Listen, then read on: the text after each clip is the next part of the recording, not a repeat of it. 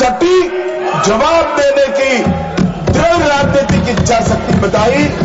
इसके लिए मैं सम्माननीय प्रधानमंत्री जी को भी अभिनंदन करना चाहता हूं। मान्यवर, सबसे पहले मैं ऑपरेशन महादेव के बारे में बताना चाहता हूं। मान्यवर, परसों ही प्लीज कश्मीर में प्लीज आपको माननीय नेता प्रतिपक्ष सबने सुना, ये सही आचरण नहीं है आप सबका। Please go back your chips. No माननीय गृह मंत्री आप बोले। नहीं, खड़गे जी कुछ कहना चाहते हैं तो 1 मिनट के लिए बताने दीजिए। बताएं सर, आप सभी लोग अपनी सीट पर जाए। माननीय एलओपी बोले please go back to your seats. Sir, go back to your seats. First go back to your seats. Mister Gokhale, mister Saket Gokhale, अपनी अपनी सीट पर जाइए। आप अपनी सीट पे नहीं है। Please go back to your seat. Sir Manoj ji, please go back to your seat. Go back to your seats. Go back to your designated seats, then only available. Yes माननीय डिप्टी चेयरमैन साहब, मैं इसलिए खड़ा हूं शक्ति सिंह जी, तो मैं do not disturb the house. सब सदन के मेंबर्स का ये पहले से ही डिमांड थी कि 16 घंटे चर्चा होने के बाद हमको इस सदन में प्रधानमंत्री आकर प्रकट होकर वो अपनी बातें रखेंगे और समाधान जो भी हमने सवाल उठाए हैं, बहुत से सवाल उनको संबंधित है। ये नहीं कि आप कैपेबल नहीं है रिप्लाई देने के लिए, ये नहीं कहता मैं। हम आपको निपटाएंगे, तुम हमारे को निपटाओ, हम खेल खेलेंगे। लेकिन जिस प्रधानमंत्री यहां रहते हुए भी अगर इस सदन में नहीं आते तो इस सदन का अपमान है। धन्यवाद। नो प्लीज नहीं, ये नहीं हो गया। तो इसीलिए आपकी बात सदन का अपमान करना, सदस्यों का अपमान करना माननीय गृह मंत्री ठीक नहीं है। माननीय गृह मंत्री जी, माननीय गृह मैं अभी भाषण नहीं कर रहा हूं। माननीय अध्यक्ष जी, इनके मुद्दे का जवाब दे रहा हूं। अब सुनिए खड़गे साहब, प्लीज लिसन इन प्लीज। मैं आपको माननीय खड़गे जी, मैं आपको इन्फॉर्म करना चाहूंगा, बीएससी मीटिंग में मैंने ऑलरेडी एक्सप्लेन किया था आपके सदस्यों को कि सरकार की ओर से माननीय कोई मंत्री जवाब दे सकता, ये रूलिंग है, आप फोर्स नहीं कर सकते किसी को। प्लीज माननीय गृह मंत्री जी आप बोले। और मान्यवर खड़गे साहब उठा रहे हैं ज्यादातर महत्वपूर्ण मुद्दों पर कांग्रेस पार्टी खड़गे साहब को बोलने नहीं देती है, पीछे से सारे को खड़े करती है और वो ये मुद्दा उठा रहे हैं।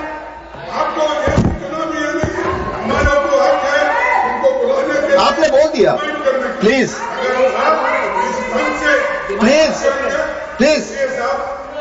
Let him speak. आपको मौका मिला, आपने बोला।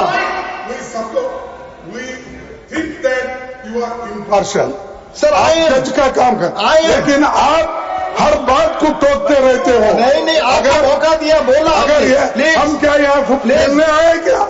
आपने को मौका दिया, आपने बोला हमारे पास मैंने भी बताया कि मैंने हर मीटिंग में क्या स्पष्ट किया तो आपने बात की, प्रधानमंत्री की बात की, इधर आपका स्टेटमेंट इसका काउंटर में लाया हूं। प्रधानमंत्री को यहाँ माने प्लीज मान्यवर, इसीलिए ये विपक्ष की मांग और स्टैंड दोनों उचित नहीं है, क्योंकि बिजनेस एडवाइजरी कमेटी में ये निर्णय लिया गया था, चर्चा आप जितनी चाहोगी हो करेंगे, जवाब कौन देगा वो सरकार तय करेगी, माननीय प्रधानमंत्री जी तय। मुझे मालूम है मान्यवर ये क्यों जा रहे हैं? मुझे मालूम है मान्यवर, मुझे क्यों जा रहे हैं। वो इसलिए जा रहे हैं कि इतने सालों तक वोट बैंक प्रोटेक्ट करने के लिए, आतंकवाद को रोकने के लिए इन्होंने कुछ नहीं किया। ये डिबेटें सुनी ही नहीं सकते, ये जवाब है सुनी।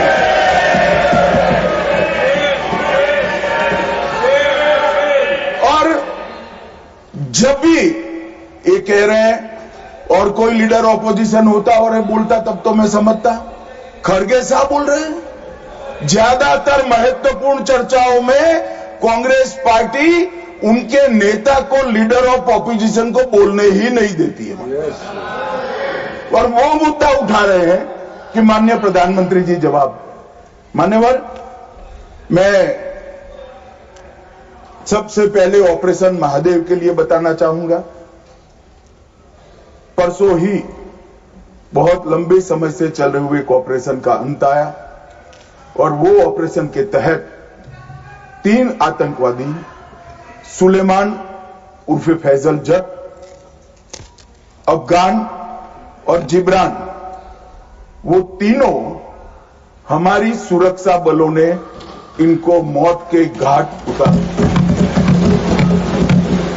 मान्यवर, सुलेमान ए श्रेणी का लश्कर ए तैयबा का कमांडर था। उसने पहलगांव हमले में उसकी ही राइफल से गोलियां चली थी।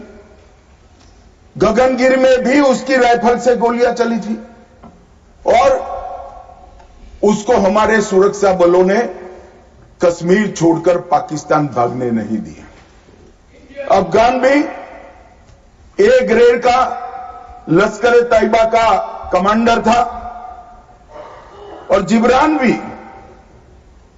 उच्च आला दर्जे का लश्कर ए तैयबा का आतंकवादी था।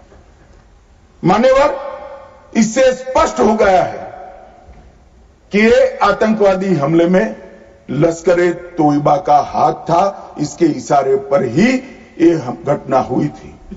और साहब देखिए, प्रधानमंत्री जी ने सेना को जो हुक्म दिया ऑपरेशन सिंदूर में, मैं बाद में बताऊंगा, उसने लश्कर ए तैयबा के हेडक्वार्टर को छिन्न विछिन्न कर दिया।